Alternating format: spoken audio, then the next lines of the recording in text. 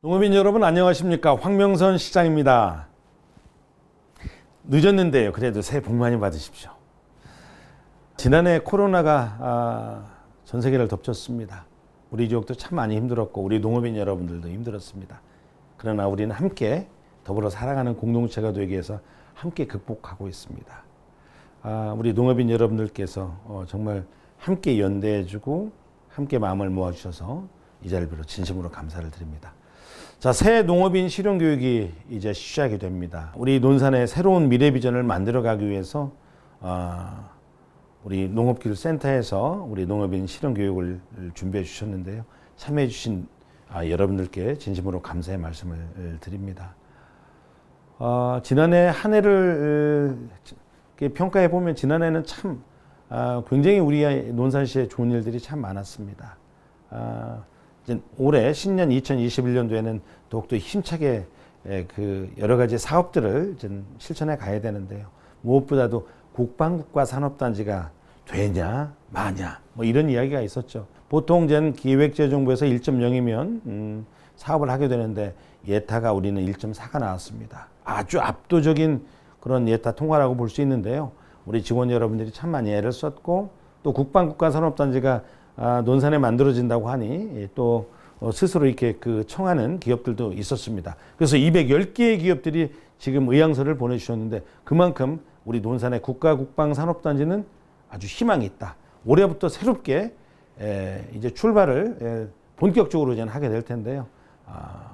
좀 더 이 사업이 국토부하고 그리고 우리 논산시와 충청남도가 함께 뜻을 모아서 우리 논산의 앞으로 미래 30년, 50년 100년의 일자리를 만들어내고 크게 발전할 수 있도록 그렇게 해내겠다 이런 말씀을 드립니다. 코로나가 안정이 되면 우리 지역에 이 전 세계에서 할 수 없는 병영 체험을 즐길 거리로 할 수 있는 우리 밀리터리 파크와 선샤인랜드 그리고 강경 근대 역사 문화 거리에 다양한 젊은 청년과 가족들이 함께 올 수 있는 먹거리 즐길 거리 체험거리를 준비하고 있고요. 그리고 여러분 TV에서 요즘에 봤습니다마는 올 3월 정도에는 이제 본격적으로 탑정호가 이제 개통이 되어서 동양 최대 출렁다리입니다. 그리고 여기에는 또 120m의 야간에 미디어 쇼가 펼쳐집니다. 세계 최고의 120m의 캠퍼스 두 개에서 밤에도 환상적인 미디어 쇼를 볼 수가 있으실 겁니다. 이제 대한민국 국민들은 그리고 코로나가 진정이 되면 세계 관광객들은 우리 논산으로 몰려들 것이다. 확신합니다. 여러분들도 그렇게 생각하시죠? 다 우리 여러분들께서 우리 격려와 응원을 해주신 덕분입니다. 올해 잘 사업이 마무리될 수 있도록 잘 하고요. 또한 무엇보다도 우리 농업인 여러분들을 위해서는 여러분들의 땀과 피와 땀을 모아서 정말 이렇게 어렵게 농사를 짓는데 그 대가가 헛되이 되지 않도록 저희 논산시에서 그리고 센터와 함께 좀 책임 있게 해내겠다 이런 말씀을 드립니다. 무엇보다도 고품질 농산물 할 수 있도록 우리 교육과 학습을 중심으로 해서 더욱더 촘촘하게 하겠고요. 무엇보다도 여러분들께서 생산된 이러한 농산물이 제값을 받을 수 있도록 우리 농약 안정성 분석실을 통해서 우리 소비자들한테 안전한 우리 먹거리라는 우리 논산시의 브랜드를 철저히 잘 만들고 또 더 중요한 것은 우리 유통구조 개선을 통해서 농가의 안정적인 소득 기여를 할 수 있도록 그런 구조를 만들겠습니다. 우리 논산시가 중심이 되겠습니다. 아무튼 우리 농업인 여러분 새해가 밝았는데 힘내시고 새 농업인 실용교육을 통해서 여러분들한테 아주 더욱더 안정적인 고품질의 농산물을 만들어낼 수 있는 좋은 기회의 장이 되기를 바랍니다. 늘 논산시에서 응원하겠습니다. 농업인 여러분 새해 복 많이 받으십시오. 화이팅!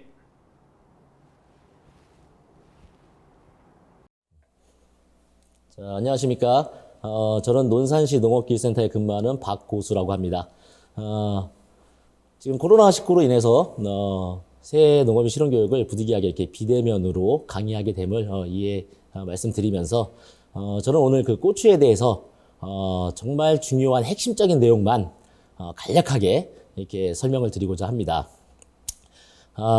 지금 이제 농업인분들께서는 이제 고추 정식부터 해서 이제 육묘를 마치시고 그런 과정들이 있어야 될 것 같은데요.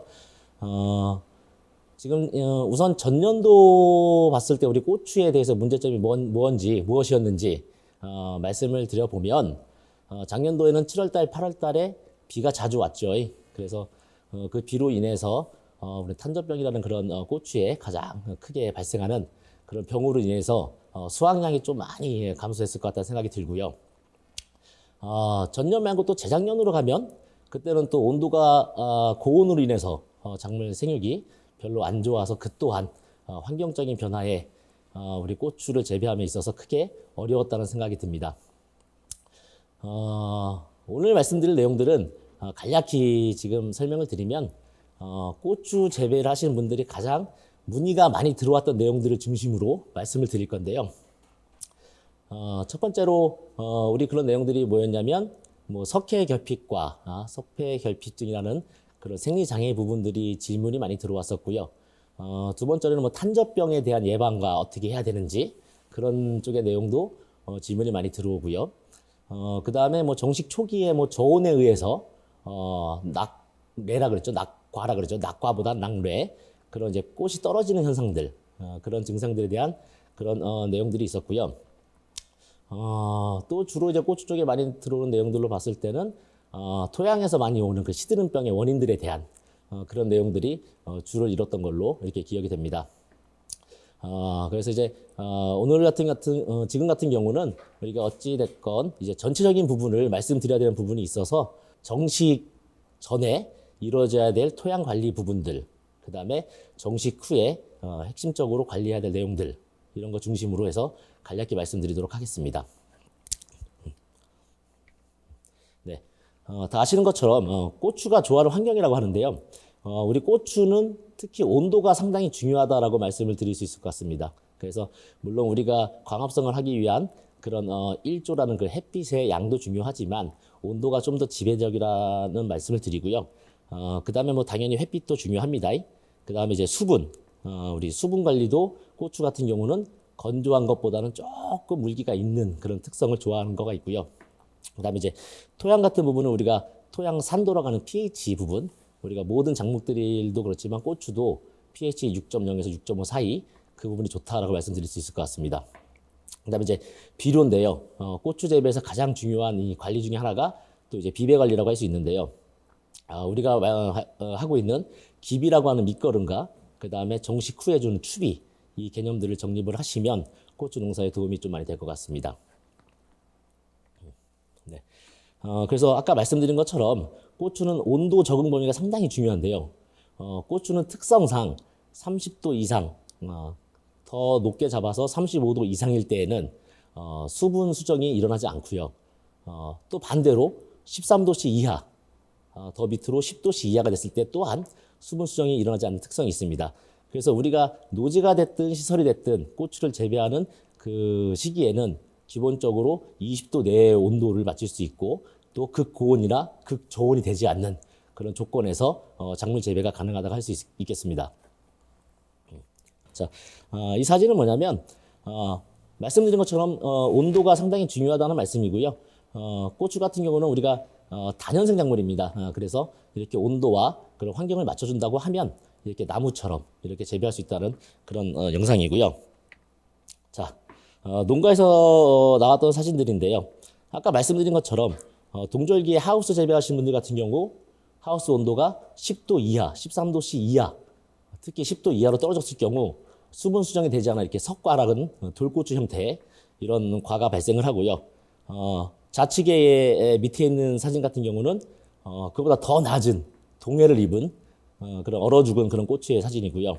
자, 오른쪽에 있는 사진 같은 경우는 우리가 꽃이 이제 자루가 누렇게서 떨어지는 증상들 이런 것 또한 저온과도 관계도 있고 또한 비료기가 많았을 경우 이럴 경우에도 이렇게 올 수 있다라는 점 아시면 되겠습니다. 자, 이제 앞으로 여러분들께서 지금 묘를 직접 자가육묘하는 농가들은 많이 줄어들고 있을 거예요. 그러나 자가육묘 하시는 분들도 계실 것이고 그리고 우리가 기본적으로 많이 사용하는 그 공정육묘장을 통해서 묘를 주문해서 이렇게 하시는 분들이 계실 것 같은데요. 고추 농사의 뭐 절반 이상의 핵심은 뭐냐면 정상적인 고추 묘를 내 포장에 정식하는 게 가장 중요하고요. 그러기 위해서는 건실한 모종을 구입을 하시든 내가 자가육묘를 해야 되는 그런 상황입니다. 그래서 이제 고추 같은 경우는 본엽이 2에서 3회 정도 됐을 때 그 안에 이제 꽃눈의 화합 분화가 3, 40개 정도까지 돼 있다는 점. 따라서 자가육묘를 하실 경우에는 극저온이라든지 고온 같은 그런 스트레스를 자주 주면 그 아이들이 그 꽃 분화가 조금 약하게 되는 경우가 있어서 정식 후에 그렇게 아까 사진처럼 누렇게 돼서 꽃자루가 떨어지는 그런 증상들이 나올 수 있고요. 그래서 이제 중요한 것은 이제 우리가 건실한 묘를 구입을 해서 내포장에 알맞은 시기에 심어야 된다라고 말씀드릴 수 있습니다. 자, 적정 육묘 일수인데요. 우리가 기본적으로 고추묘는 종자를 파종해서 내가 심기 적당한 시기까지의 기간을 한 80일에서 90일 정도 보고 있습니다. 그렇다고 하면 내가 내 포장의 노지고추 같은 경우 5월 5일 날 정식을 한다고 가정했을 때 그 육묘 일수를 역산하시면 4월 5일, 그 다음에 3월 5일, 2월 5일, 2월 5일 날 파종을 해야 90일 정도 묘가 되니 지금 묘를 마치지 않으신 분들은 지금 서둘러 그 일수를 역산하셔서 계산하셔서 육묘장을 통해서 묘를 맞추시든 아니면 자가육묘하신 분들은 내포장에 그런 보온을 할 수 있는 시설과 함께 묘를 파종해야 된다는 거를 당부드립니다. 그래서 다시 한번 강조하자면 정식 적기 묘라고 하면 파종만 8, 90일 묘가 될 것이고요. 그리고 첫 번째 방앗다리 분지가 벌어지고 거기에 꽃이 맺혔을 시기, 그 시기라고 보시면 되겠습니다. 네. 그리고 이제 정식하는 방법은 좀 뒤에 가서 말씀드리도록 하겠습니다. 네. 그래서 정식기의 묘 상태를 보시면 지금 사진으로 나열했는데요. 이거는 이제 묘 키우는 사람의 그런 관리적인 환경적인 기술도 많이 포함되는 것이고, 그다음에 관리자의 그런 노하우가 필요한데요. 아까 말씀드린 것처럼 첫 분지의 방앗다리에 입수로는 10에서 13매 정도, 그다음에 첫 분지에 꽃이 달렸거나 또는 꽃이 개화한 그런 상태의 묘를 심는 게 적당하다고 보겠습니다. 사진상에도 조금 차이는 있겠으나 네 번째에서 한 여섯 번째 사이의 묘가 적당한 묘라고 사료가 되는데요. 그거는 또한 그 재배자의 또 정확한 관찰력도 필요하고요. 그 다음에 이제 공종육묘회 같은 경우는 묘 키우는 사람의 그런 관리 기술이 상당히 중요하다고 말씀드릴 수 있습니다. 네, 이렇게 알맞은 묘를 심었을 때 이게 좌측에 있는 사진처럼 이렇게 두 번째 분지부터 해서 고추가 이렇게 많이 달리게 하는 다수확을 할 수 있냐? 아니면 묘 소질이 약하거나 뭐 땅 관리가 잘못돼서 오른쪽 사진처럼 분지마다 과가 달린 게 별로 안 보이시죠? 그런 거의 성패는 우리가 정식하는 묘에 따라 큰 차이가 있다라고 강조하고 싶습니다.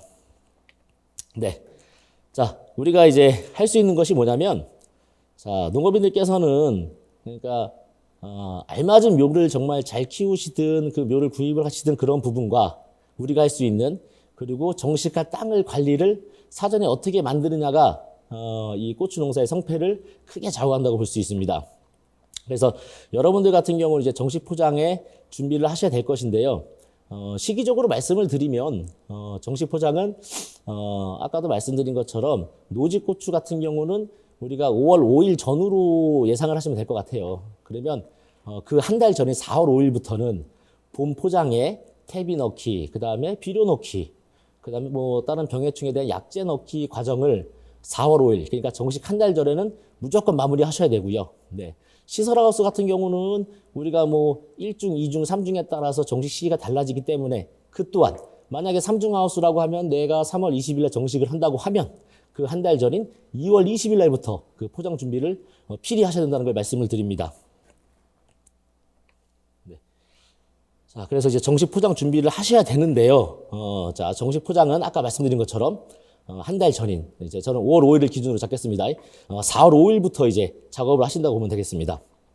그래서 4월 5일 날, 이제 그 포장에 퇴비와 석회를 사용을 하시고요. 퇴비량과 석회량은 제가 참고한, 첨부한 자료를 참고하시면 될 것 같고요. 기본적으로 퇴비는 뭐 2톤에서 3톤 정도 넣으시면 될 것 같고요. 예, 그 정도 양이고, 그거를 살포하시고 1차 경운 로타리를 치시고요. 그 후 2주 뒤에 여러분들이 화학비료, 우리가 표준 12량에 준해서 화학 비료를 넣으시고 그리고 나서 로타리를 한번 치시면서 고를 그날 타는 겁니다. 타시고 그리고 나서 비닐 멍침과 그 다음에 관수 시설까지 다 설치를 끝내시고 그 후 2주 뒤에 5월 5일 날 정식을 하는 그런 체계로 가시는 게 가장 알맞다고 생각합니다. 그거에 대한 이유는 뒤에 가서 또 말씀을 드릴 건데요. 네.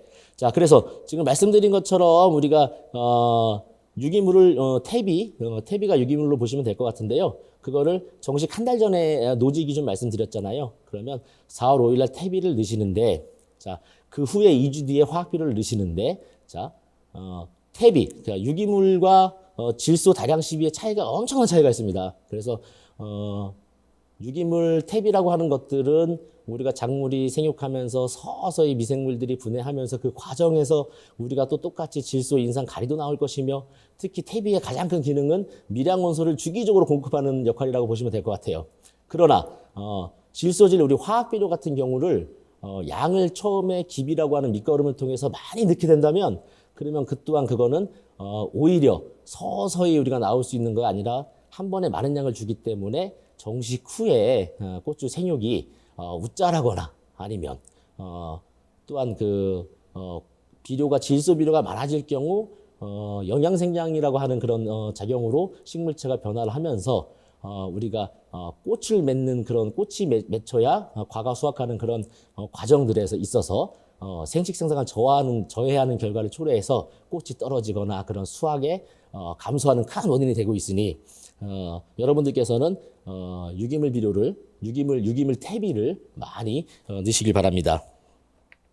네, 자 퇴비를 넣으셨다고 하면 이제 말씀드린 것처럼 우리가 한 4월 15일, 20일쯤 되겠죠. 그때 이제 화학 비료라고 하는 그런 비료를 넣으셔야 되는데요. 그때는 이제 비료의 종류에 따라서 단비 우리가 식물체가 가장 중요하다고 생각하는 질소, 인산, 가리 이거를 단용적인 비료를 넣을 것이냐 아니면 우리가 뭐 복합 비료라고 하는 18-라든지 21-의 비료를 그거를 같이 이제 섞여 있는 비료들을 좀 간소화해서 넣을 것이냐 그거를 결정하시면 될 것 같고요. 그리고 이제 12량 그 다음에 기비량 우리가 아까 말씀드린 것처럼 밑거름이라고 하는 그 양과 추비의 양에 대해서는 또 뒤에서 말씀드리겠으나 자 가장 먼저 중요한 건 뭐냐면 이런 작업들이 선행되기 위해서는 우리 그 농업기술센터에서 그 토양 분석이라는 그런 걸 하고 있으니 전국적으로 전 세계적으로 제일 잘하고 있는 거 한국에서 우리 토양 검정입니다. 그래서 일단은 우리가 그 퇴비든 아니면 비료를 넣기 전에 항상 토양 검사를 맡긴 뒤에 그 후에 12량을 결정하시는 게 가장 중요하다고 생각합니다. 네. 자, 이 사진을 보시면 이거는 우리가 그 하우스에서 재배하신 그런 두 분의 거를 비교하려고 올린 사진입니다. 자, 보시면 맨 위에 좌측에 있는 사진 같은 경우는 3월 20일 날 정식을 하신 걸 제가 6월 10일 날 사진을 찍은 거고요. 자, 그 바로 밑에 왼쪽에 좌측에 밑에 사진은 이 위에 분보다 한 달에서 한 25일 정도 늦게 정식하신 4월 15일 날 정식하신 사진을 제가 6월 10일경에 가서 찍은 사진인데요. 자, 오른쪽 한번 보세요. 오른쪽 상단 사진이 뭐냐면 자, 3월 20일 날 정식한 사진인데 착과 상태가 자, 보시면 그 줄 띄운 겉 부분이 이제 첫 번째 분지인데요. 첫 번째, 두 번째, 세 번째, 네 번째 분지까지 고추가가 안 달려 있죠.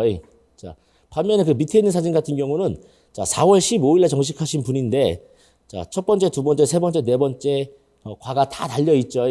이건 뭐냐면 자, 아까 말씀드린 것처럼 밑거름이라고 하는 기비에서 질소나 이런 비료들을 많이 넣었을 경우에 식물체만 컸지 우리가 궁극적으로 목표로 하는 고추를 수확할 수 없다는 그런 겁니다. 그러면 이분 같은 경우는 3월 20일 날 심은 분보다 4월 15일 날 심은 분이 더 수확을 많이 했겠죠. 그렇다고 하면 정식 시기를 자, 내 하우스 구조에 따라서 시기를 굳이 앞으로 당긴다고 해서 수확이 많아지는 게 아니고 자, 토양 관리와 그 다음에 환경 관리가 같이 병행돼야지만 다수확을 할 수 있다라는 사진을 보여드리는 겁니다. 자, 그래서 노지고추의 표준 12량이 우리가 그 농진청에서 이게 다 정해져 있는데요. 모든 작목들이 다 정해져 있어요. 있으나 간략히 말씀드리면 자, 우리가 300평 단위 면적이라고 하는 300평에 자, 아까 말한 유기물이라고 한 퇴비 같은 경우는 한 3톤 정도 이렇게 시용하시면 될 것 같고요. 그 다음에 질소, 인상, 가리 그 대표적인 비료들이 요소, 용성, 인비, 그 다음에 염화, 가리 이건데요. 얘네들은 시용량에서 요소와 염화, 가리는 50%만 기비로 넣으시고 그리고 용성, 인비는 대신 100%다 기비로 넣으시면 되겠습니다. 그리고 이제 고토석회라고 하는 이제 석회에 대한 얘기는 좀 뒤에서 얘기할 것 같은데요. 되게 고추에서 너무 중요한 그런 위치를 차지하기 때문에 별도로 말씀드리겠으나 석회랑 붕소 이런 것도 전량 기비로 이렇게 넣으시면 되겠습니다.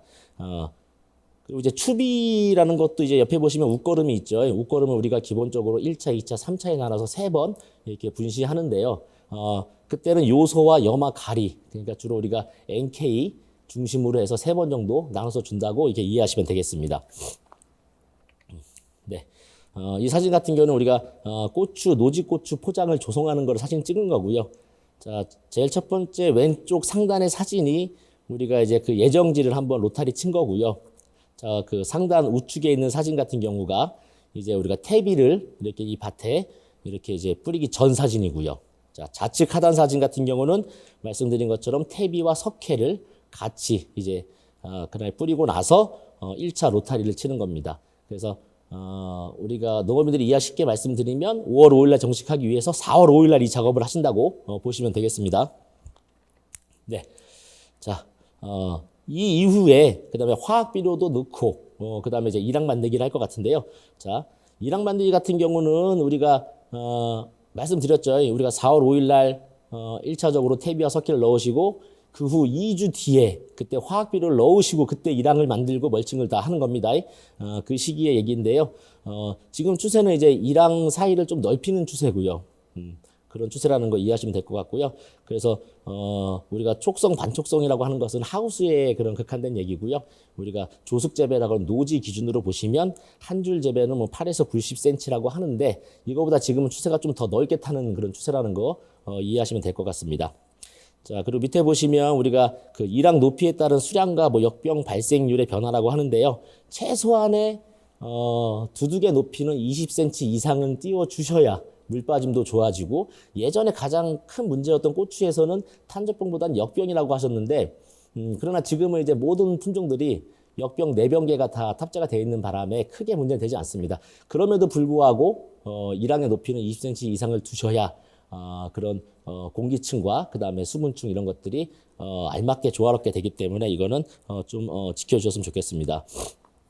자, 멀칭에 따른 정식 주스라고 표현을 했는데요.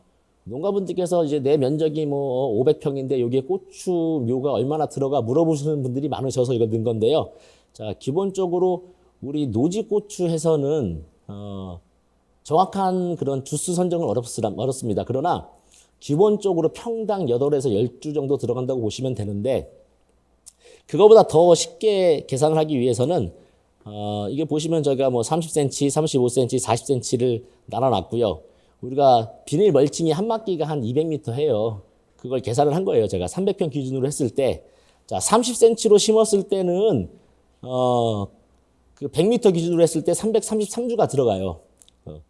그러나 들어가고 그리고 곱하기 내가 이제 500m가 들어갔다는 가정하에 했을 때 1665주 이렇게 계산을 제가 해놨는데요. 중요한 건 뭐냐면 지금 설명이 잘 돼야 될 텐데 중요한 거는 뭐냐면 내가 들어가는 막기의 길이 그 다음에 그 막기의 길이만 나오면 거기에 대해서 내가 30cm로 심을지 35cm인지 40cm인지 그거에 따라서 정식 주수가 나온다는 거 그거를 말씀드리려고 쓴 거고요.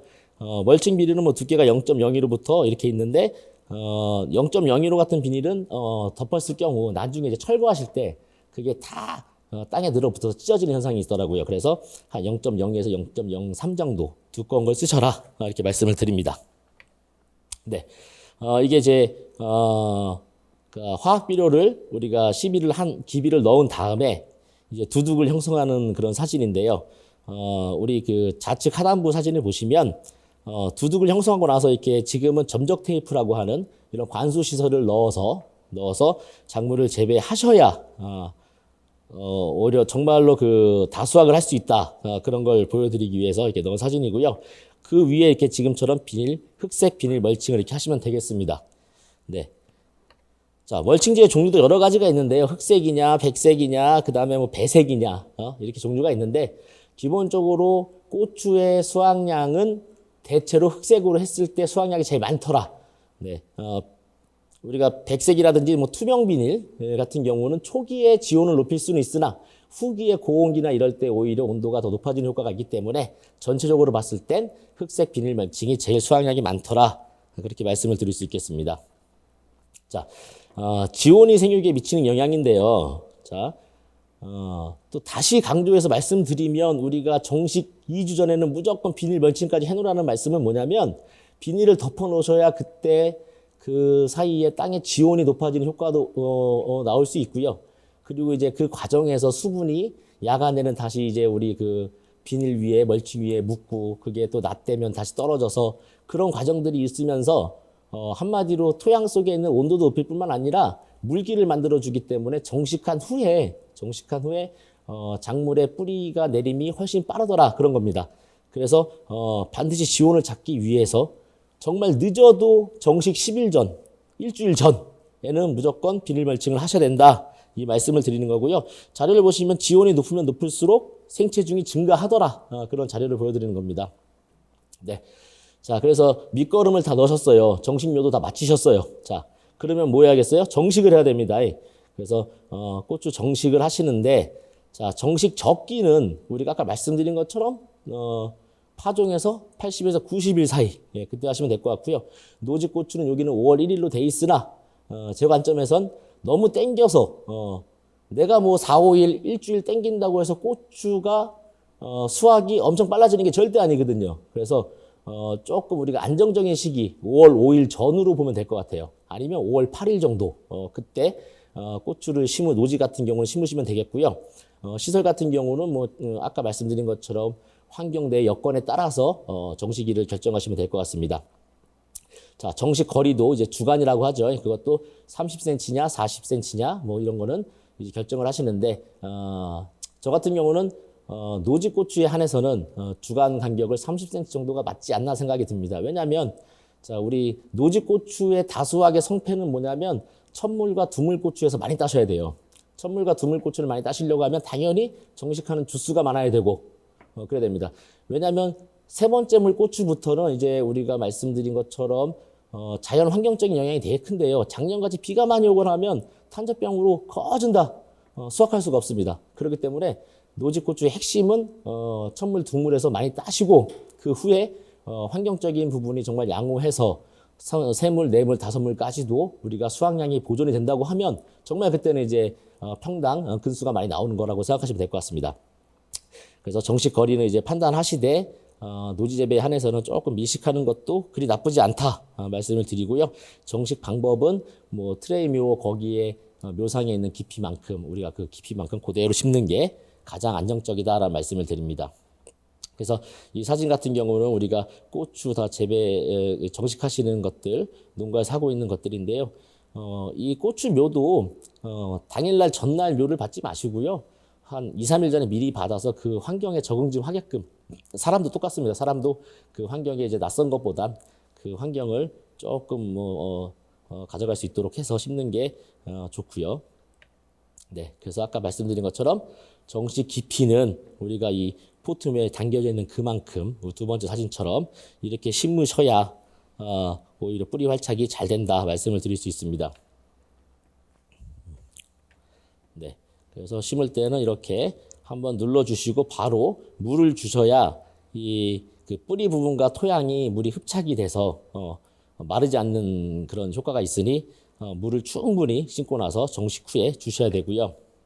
네, 지금 이 사진처럼 너무 깊게 심거나 이런 거친 이런 그런 흙덩이들이 있으면 그 부분이 좀 약해요. 우리가 흔히 말하는 지제부라고 하는 게 뭐냐면 대공과 그런 흙 맞닿는 부위가 제일 약하거든요. 그래서 상처가 날 수 있어서 여기를 통해서 뭐 역병이라든지 다른 기타 병들이 들어갈 수 있다는 거 유의하시면 될 것 같고요. 네, 자 심고 나서 이제 이런 분들 되게 많죠. 우리가 본엽과 겨순을 한 번에 훑어버리시면 오히려 첫 분지 일수와 개화 일수가 늦어지니 자, 반드시 이제 훑으면 안 되고요. 자, 고추는 기본적으로 곁순만 제거하신다고 보시면 돼요. 곁순. 근데 곁순도 너무 작은 시기 말고 어느 정도 새끼손가락 한 2마디 정도 왔을 때 그때가 제거 시기다. 한 3-4번 정도 제거하시고 잎은 본엽들은 그대로 놔두셔야 얘네들이 제 역할을 다 합니다. 그래서 우리가 얘네들은 이제 잎의 경우는 자기 기능을 다 하면 누렇게 떨어집니다. 그렇기 때문에 굳이 따내려 하지 마시고 곁순만 제거하시는 방법으로 선택하시는 게 좋겠다 말씀을 드립니다.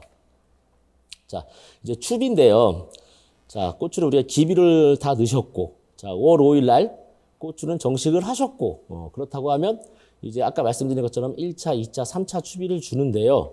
자, 추비는 기본적으로 정식하고 나서 한 25일 정도 뒤에 1차 추비를 주시고요. 그 이후부터 뭐 15일 아니면 20일 간격으로 해서 2번 정도 주시면 됩니다. 그래서 5월 5일 날 심었다고 하면 5월 30일 날 1차 추비 주시고, 그 다음에 6월 15일에서 20일 날 2차 추비 주시고, 그 다음에 7월 한 10일경에 3차 추비 정도 주시고, 그 이후부터는 헛꿀에다가 NK 비료를 그렇게 이제 흩치시는 방법으로 하시면 되겠고요. 방법으로는 1차 추비는 포기와 포기 사이, 그 사이에다 구멍을 뚫고선 우리 밥숟가락 하나 정도 NK 비료를 그렇게 넣으시면 되겠고요. 그리고 2차 추비 같은 경우는 그 후에 뭐 15일에서 20일 뒤 한 6월 10일경에 그 자리에 주셔도 상관없어요. 그러나 이제 뿌리가 뻗은 상황을 고려해 봤을 때 두둑 옆쪽에 거기에 구멍을 뚫고선 주시는 것도 방법이고요. 그리고 3차 추비 또한 그렇게 주시면 될 것 같습니다. 그 자리에 주시면 될 것 같습니다. 자, 그래서 보시면 뭐 1차 추비, 2차 추비, 뭐 3차 추비 이렇게 줘라 이렇게 사진을 보여드린 거고요. 네. 자, 그다음 이제 물 관리인데요. 자, 물 관리는 참 저희도 말씀드리기 어려운 부분도 되게 많은데요. 중요한 거는 자, 고추를 정말 많이 따고자 하시는 분들은 이렇게 고랑 관수보다는 아까 사진에서 보여드린 것처럼 점적 관수 시설을 포기 사이에 그 주간 사이에다가 2줄 정도 깔아주시고 내가 수시로 물 줄 수 있는 조건이 된다고 하면 그 또한 가장 좋은 방법이겠습니다. 그래서 그런 게 안 된다고 하시는 분들은 지금 보시는 것처럼 이제 고랑 가수를 하실 수밖에 없는데요. 고랑 가수는 한 300평 기준으로 해서 한 30톤 정도 줘야 됩니다. 30톤. 그래서 그거를 뭐 가물었을 때는 뭐 3일 정도 간격으로 해서 그렇게 주시면 되겠습니다. 네. 그래서 이제 관수와 수량 관계를 보시면 물을 안 주고 우리가 자연 강우에 의해서 이렇게 재배하신 분과 내가 아까 말씀드린 것처럼 점적 호수를 통해서 물을 주기적으로 주신 분들의 수확량 차이는 분명히 있다는 걸 말씀드리고요. 네. 그래서 관수구를 100으로 잡았을 때 무관수구가 이렇게 7월 달에 83% 수확량, 61%뭐 이렇게 나왔다는 걸 보여주는 그런 상관관계입니다. 네. 그래서 아까 말씀드린 것처럼 이렇게 네. 두둑 안에 비닐 멀칭 안에다가 두 라인의 관을 설치하시고 이렇게 배관을 하시면 되겠습니다. 네. 그리고 또한 이제 물 주시는 분들 같은 경우도 토양의 특성, 토성이라고 하죠. 그래서 물 빠짐이 좋은 땅과 안 좋은 땅에 따라서 물 주는 방법도 달라져야 되는데요. 우리가 사토라고 하는 그런 좀 거친 모래가 있는 그런 땅들은 물 빠짐이 엄청 빠르거든요. 그런 땅들 같은 경우는 물을 소량 자주 주시면 되겠고요. 그다음에 우리가 식양초처럼 우리가 찰흙 같은 땅의 성질들은 한번 물을 주면 그게 물이 빠지는 시간이 늦기 때문에 그런 땅 같은 경우는 한번 주실 때 물량을 많이 주시고 그리고 물 주는 기간을 텀을 길게 하시는 게 맞다고 봅니다. 네. 이어서 이제 고추에서 발생하는 주요 병해충에 대해서 간략히 말씀드리고 말씀드릴 건데요. 자, 우리가 이제 고추 사진에서 보는 것처럼 우리가 지금 해충에 의해서 고추가 피해를 주는 것들이 있고, 그 다음에 주로 이제 또 크게 봤을 때는 공기 전염이냐, 아니면 지하부, 그러니까 뿌리 있는 부분의 문제이냐, 그런 것들을 보여주는 이제 모식도인데요.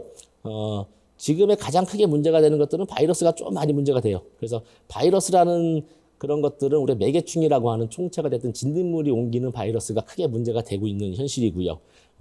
그 외에 이제 토양 전염에서는 뭐 우리가 말씀드리는 뭐 청고병, 시드름병 이런 계통들이 좀 문제가 많이 되고 있습니다. 그래서 이런 정도에 대한 내용들을 간략히 말씀을 드리면, 자, 바이러스병 같은 경우는 작년도 그랬지만 재작년이 엄청 심했어요. 그리고 이제 앞으로도 이런 바이러스는 엄청 크게 피해를 줄 거라고 생각이 되는데요. 자, 우리가 TSWV라고 하는 바이러스는 총체벌레가 매개하는 바이러스인데요. 토마토 반점 위조 바이러스라고 합니다. 그래서 이거는 우리가 기주 범위가 엄청 넓기 때문에 고추뿐만 아니라 멜론, 수박, 그다음에 뭐 우리 땅콩, 머위까지도 많이 그런 기주 식물이 많고요. 네, 보시면 사진에서처럼 첫 번째 사진처럼 이렇게 좀 동심형의 물결 모양도 나타나고, 자, 우측에 보이는 것처럼 이렇게 좀 큰 원형의 그런 테두리에 생기는 것도 나타나고요. 그리고 이제 하우스 같은 경우가 오히려 노지보다는 충에 대해서는 더 큰 피해를 준다라고 인지하시면 될 것 같고요. 그리고 밑에 사진처럼 과가 알록달록하게 지는, 그래서 농가에서는 이걸 칼라병이라고 부르고 있다라고 말씀을 드릴 수 있고요. 네. 그리고 이제 이파리가 주로 또 이렇게 반전처럼 찍히는 이런 경우도 많이 생깁니다. 오른쪽 사진은 그 고추밭 옆에 있었던 그 땅콩의 사진인데요. 땅콩도 이렇게 피해가 오더라, 이렇게 말씀을 드릴 수 있습니다. 그래서 아까 말씀드린 것처럼 과에 이렇게 이 바이러스에 감염이 된 그 주는 생장이 신초 부분이 멎어버리고요. 그리고 이제 과도 정상적으로 이렇게 수확될 수 없는 이렇게 알록달록한 과가 나타납니다. 그래서 이런 초창기에 나오는 것들은 이파리에 있는 그런 증상들을 보시고 저희 센터나 연락을 주시면 이렇게 진단 키트를 통해서 이렇게 진단을 간이로 할 수 있다는 거. 네. 그래서 현장에서 바로 즉시 판별 여부를 말씀드릴 수 있다는 거. 네. 그렇습니다. 그래서 이 총체벌레라는 놈들은 그냥 고추꽃이 땅을 보고 있지만 그 안 속에, 얘네들이 화분을 너무 좋아하다 보니 그 꽃 속에 이렇게 존재를 한다는 거, 이런 모습을 보여드린 거고요. 자, 그래서 이제 피해 증상은 저희가 말씀드렸고요. 이 생태로 보면은, 그러니까 세대가 한 세대 반복하는 게 얘네들이 온도가 높아질수록 세대 반복이 빨라지는데요. 주로 이제 한 여름에 애는 한 17일 정도밖에 안 걸리고요. 그러나 얘네들의 생태를 말씀드리면, 보시면 얘네들이 선충에서 알에서 태어나면 부화를 해서 바로 엄마와 똑같은 그런 유충이 똑같은 모양을 하고 있고요. 걔네들이 이제 섭식을 하면서, 그러니까 구침을 통해서 식물체에 피해를 주면서 얘네들이 커서 이제 자라나서 땅속으로 들어갑니다. 땅속으로 들어가서 뭐 전용, 후용이라고 하는데 1용, 2용기를 거쳐 이제 우화를 해서 이제 다시 성충으로 올라오는 그런 세대인데요. 그래서 총체벌레 같은 경우는 약제 방제를 최소 20일은 해야 된다는 거.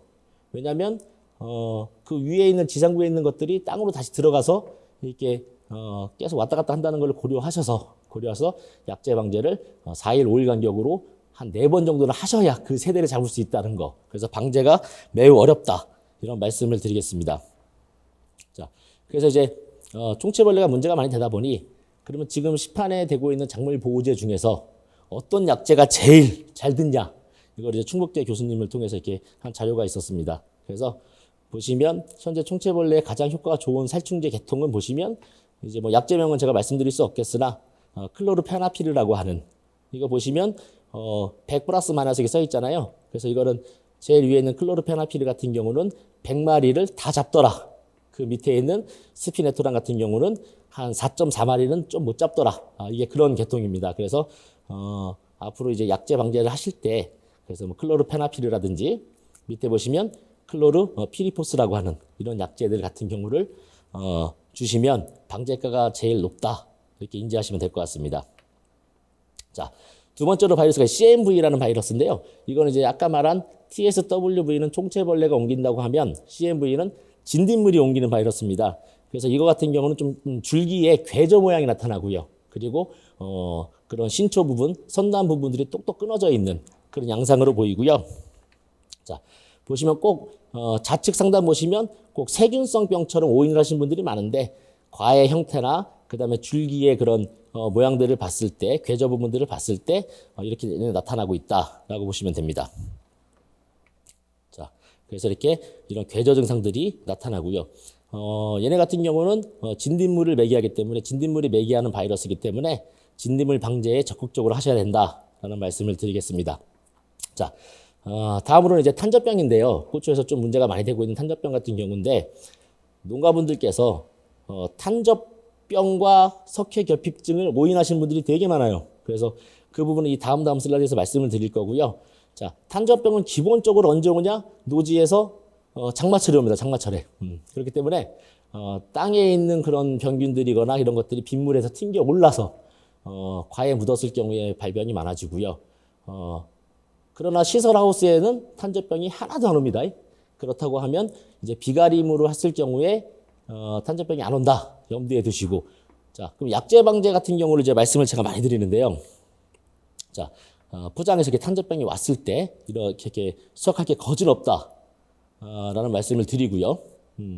그래서 약재 방제 같은 경우는 자, 가장 중요한 핵심은 뭐냐면 비 오기 전과 비 온 후에 살포를 하셔야 돼요. 그러나 장마철에는 잦은 비 때문에 언제 약을 해야 되는 우선순위를 말하라고 한다면 제가 볼 때는 그래도 일기예보를 보시고 비 오기 전에 그 밀도를 탄저병의 밀도를 줄여놓으신 다음에 비 온 후에 또 어느 정도의 텀이 있다고 하면 그 사이에 한 번 더 치시면 밀도 줄이는 게 가장 중요합니다. 자, 그리고 이 표는 뭐냐면 우리가 탄저병이 왔을 때 자, 약재만으로 이게 방제가 전염이 감소를 할 수 있느냐 그건데 중요한 거는 탄저병이 온 과는 제거를 하시고 약재 살포를 하셔야 방제가가 높다. 이런 거고요. 오히려 제거를 안 한 상태에서 약을 치느니 차라리 병에 걸린 과를 제거하는 게 더 방제가 높더라. 그걸 나타내는 표입니다. 자, 그래서 약재 같은 경우도 이제 보호살균제라는 게 있고 침투이형성제라는 약재가 있는데요. 자, 내 포장에서 만약에 자, 탄저병이 주로 언제 오냐면 7월 말쯤에 와요. 7월 20일쯤 오는데 그 시기쯤에 7월 이후에 온다고 보시면 될 것 같아요. 그 시기쯤에 자, 내 포장에 탄저병균이 하나도 안 보여요. 고추 과에. 그렇다고 하면 우리가 보호살균제 위주로 약재를 치시고요. 그러나 내 포장에 이제 수확을 하시거나 뭐 관리를 하시다가 한두 개씩 과해 탄저병이 보인다고 하시면 그때는 이제 보호살균제보다는 이제 침투 이행성 약재 또는 제한 침투성 약재를 처리하시는 게 방제에 크게 도움이 된다라고 말씀을 드립니다. 그래서 아시는 것처럼 보호살균제 같은 경우는 고추 잎 쪽에 우리가 그런 막을 형성하기 때문에 이렇게 이제 오기 전에 들어가는 것들을 막는 거고요. 자, 침투 이행성 그러니까 과해 병이 발생했다고 하면 보호살균제 같은 경우 효과가 없고요. 오히려 그 속으로 들어가서 잡아줄 수 있는 기작의 약재를 사용해라. 그런 말씀입니다. 자, 그래서 탄저병 약재 처리 모식도인데요. 자, 5월 5일 날 노지에서 고추 심으시고 5월 5일부터 탄저병 약을 매일 칠 이유가 크게 없다라는 말씀이고요. 자, 이 모식도를 잘 보시고 자, 우리가 그 아시벤졸라 에스메틸이라는 그런 망코제브 합제의 약재가 있어요. 이 약재는 5월 말 정도에 한 번 정도 치시고 그 이후에 7월 상순부터는 이제 탄저병 약재를 치시면 돼요. 신고 나서부터의 굳이 탄저병 약재를 자주 칠 필요는 없다는 말씀을 드리고요. 자, 정식하고 나서 5월 상순부터 쳐야 될 약재들은 아까 말씀드린 것처럼 살충제 중심으로 우리가 총체벌레 진딧물 약재를 치시고 자, 5월 30일 전부터 그 이후부터는 담배다방약을 추가하시고 그리고 6월 달 지나서 7월부터는 이제 탄저병 약재 중심으로 이렇게 가신다고 말씀을 드릴 수 있습니다. 그래서 아까 말씀드린 것처럼 탄저병이 안 보일 때는 보호살균제를 치시고 자, 몇 개 보였을 때는 보호랑 치료살균제 같이 치시면 되겠습니다. 자, 오인을 가장 많이 하시는 탄저병과 칼슘 결핍의 차이점은 뭐냐면 자, 칼슘 결핍증은 우리 대한민국의 농사 짓는 분들 다 나와요. 정말로. 다 나오기 때문에 이 칼슘이라는 애의 특성이 토양 내에서 이동도 잘 안 되지만 식물이 흡수를 해서 또 식물체 내에서도 전류가 잘 안 되는 게 칼슘입니다. 그렇기 때문에 칼슘 결핍은 언제 나오냐? 우리가 5월 30일 이후부터 6월 한 20일 사이까지 고추 끝이 마르는 증상들이 나올 거예요. 그런 것들을 이제 탄저병으로 오인하시고 탄저병 약을 치시는데 이거는 병이 아니고요. 이거는 이제 생리장애라고 하는 칼슘 결핍 장애고요. 얘 같은 경우는 매우 건조했을 때 자주 나오고요. 그리고 또한 물기가 많았을 때 비가 많이 왔거나 그랬을 때 많이 오는데 자, 하우스 재배하시는 분들도 정말 많이 와요. 그런 분들은 대부분 그 포장을 가보면 물 관리가 되게 부족하더라. 그래서 적습을 유지하셔야 되는데 하우스 안에서 먼지가 날릴 정도의 그런 포장들은 이런 칼슘 결핍가가 많이 올 수 있고요. 자, 노지 같은 경우는 우리가 내가 임의로 물을 줄 수 없는 구조라고 해서 이제 가뭄을 탈 때 그 시기에 많이 온다는 거 이해하시면 될 것 같습니다. 그래서 구분하시는 거는 탄저병은 과의 중심 부분에 오거든요. 그러나 석회 결핍가는 과 끝 부분에 온다. 그리고 탄저병은 그런 병반을 형성하고 거기에 우리가 지문 모양의 우리 준사가 균이 있다는 거 그렇게 구분하시면 될 것 같습니다. 자, 그래서 지금 말씀드린 것처럼 석회 결핍가에 대해서 지금 간략히 말씀드렸고요. 사진처럼 이제 과 끝에 이렇게 찝히는 경우 여기는 이제 병이 아니라고 했죠. 균이 아니라고 했죠. 그렇기 때문에 이런 준사 같은 게 안 보이고요. 이렇게 좀 마른 증상 이런 증상이 나타납니다. 자, 이런 식으로. 그리고 이제 석회 결핍이 올 경우 과를 잘라보면 태자 부분에 씨가 좀 이제 감게 보이는 것도 많이 보이고요. 이렇게 종자 형성이 잘 안 되면서 모양이 이상해진다는 거 이렇게 말씀을 드릴게요. 자, 그리고 이제 고추에서 피해를 많이 주는 게 담배나방인데요. 담배나방 같은 경우는 우리 책 자료를 보면 6월 중하순부터 이제 우화한다고 되어 있는데 지금 이제 온난화가 지속되면서 제가 볼 때는 한 5월 30일부터는 꼭 담배나방 약을 치셔야 돼요. 그래서 알 상태에서 잡지 않으면 그런 유충은 우리가 잡기 어렵다 이렇게 말씀을 드리고요. 네, 그래서 뭐 증상이라든지 이렇게 구멍을 뽕뽕 내면서 이제 물음병을 유발하는 그런 아이고요. 네, 그래서 이런 것들은 방제 약제 같은 것들은 우리가 밑에 있는 약제를 참고하셔서 이렇게 방지하시면 되겠습니다. 네, 그래서 이렇게 구멍을 내고 이렇게 물음 증상을 나타내고요. 이것 또한 시설 하우스도 그렇고 노지도 그렇고 한번 나오면 수확량을 아주 크게 감소시키는 원인이 되기 때문에 방제가 충실해야 될 것 같습니다. 네, 그래서 담배나방 방제는 뭐 6월부터라고 되어 있는데 말씀드린 것처럼 지금은 온난화가 된 이후로 5월 32일부터는 꼭 담배나방을 염두에 주시고 그런 관리를 하셔야 될 것 같습니다. 네, 자, 그다음에 이제 풍마루병, 청고병인데요. 자, 특히 이런 거 같은 경우는 이제 하우스 재배하시는 분들은 하우스 끝 부분에서 이제 빗물이 유입돼서 들어오는 그런 곳에서 많이 나오고요. 자, 노지 같은 경우는 경사가 있거나 이제 물이 몰리는 부분에 있는 것들이 전날 비가 많이 오고 나서 다음날 해가 바짝 뜨면 이렇게 한두 주씩 말라 죽는 것들이 있는데요. 이거는 이제 토양 저염성 병이고요. 그리고 청고병 같은 경우는 세균성 병의 대표적인 거예요. 그래서 세균성 병의 특징은 옆으로 번지는 속도가 엄청나게 빠르기 때문에 그래서 그 줄을 바로 뽑아내시고 이런 적용 약제가 지금 없다고 되어 있는데 우리가 그 역병약은 곰팡이고 청고는 세균이지만 우리가 미생물제로 나온 그런 약제들이 있어요. 그런 것들을 관주 처리를 하셔야 되는데 발생한 주 양쪽으로 10주 정도씩 그렇게 조루 관주식으로 해서 그렇게 꼭 방제를 하셔야 번지는 것을 막을 수 있습니다. 자, 이렇게 보시면 군데군데 마르는 것들을 보시면 대부분 물이 몰리는 그런 쪽에서 이렇게 발생을 한다는 거. 네.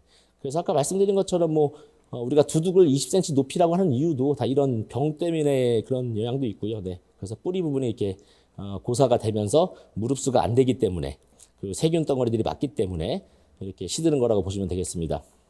자, 우리가 역병과 품마른병 증상이 같아 보이지만 역병은 곰팡이성 병이고요. 그다음에 품마른병은 이제 청고병이라고 하는 품마른병은 세균성 병이라는 거. 그래서 세균성 병은 잘라서 물속에 넣어놓으면 하얀 그런 세균 덩어리들이 보일 수가 있어요. 그러나 역병은 곰팡이지만 차이를 보시면 자, 청고병은 지제부라고 하죠. 그러니까 우리가 뿌리와 줄기, 땅이 맞닿는 부분 거기가 이제 지제부인데요.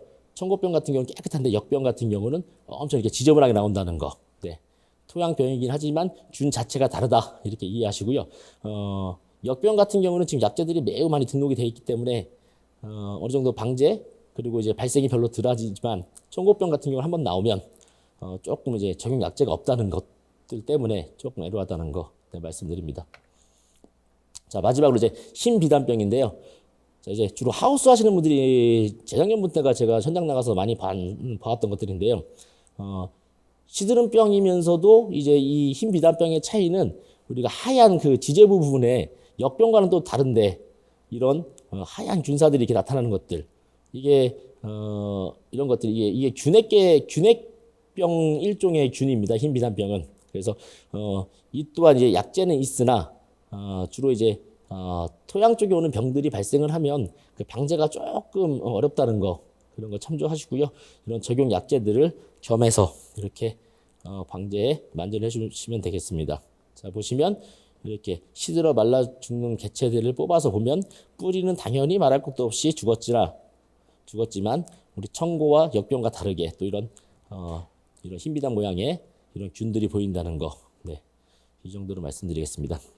네, 이상으로 짧게 말씀을 드렸는데요.